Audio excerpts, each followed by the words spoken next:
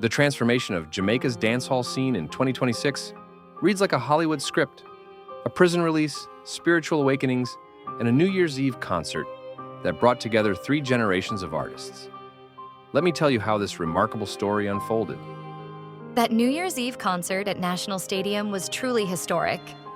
Vybz Kartell's first performance in 13 years. What struck you most about that night? Well, the way they orchestrated the whole event was brilliant. You had this 360-degree stage setup, and right as the clock struck midnight, Spice joined Kartell with this massive fireworks display. The symbolism was impossible to miss. And bringing in international stars like Busta Rhymes alongside the whole Gaza crew really elevated it beyond just a comeback concert. You know what's fascinating? The setlist was basically a journey through dancehall history. Kartell performed for nearly 3 hours, mixing classics like New Millennium with prison-era hits like And when the crowd started singing his lyrics back to him, wow.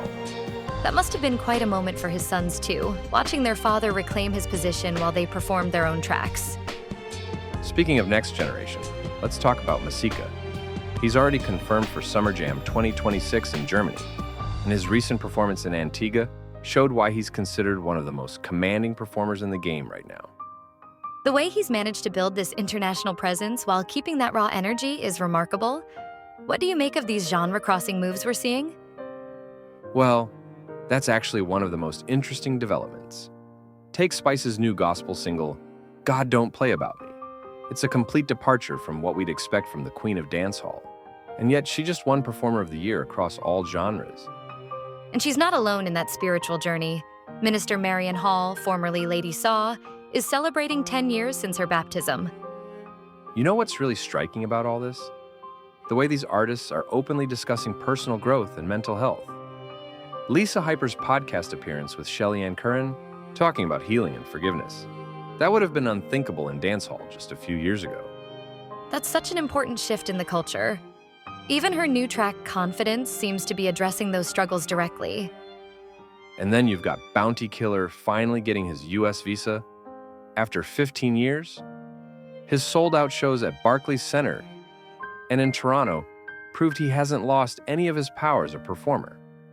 Now, he's receiving Lifetime Achievement Awards for mentoring artists like Kartell and Mavado. The industry seems to be maturing in really interesting ways. Even Kartell's YouTube channel with Sidem shows this different side of artists' lives. Though we can't ignore the challenges some are facing. Deva Bratt's situation with ICE highlights how precarious things can be for artists, even at the professional level. His family had to start a GoFundMe for legal fees. That really shows the contrast in how different artists' stories are playing out in 2026. Looking at the bigger picture, what we're seeing is this fascinating evolution of dancehall culture. It's maintaining its core energy while embracing personal growth, mental health awareness, and spiritual journeys. That balance between tradition and transformation seems to be the key to its survival. Well, as we wrap up our look at Jamaica's music scene in 2026, it's clear we're witnessing something special.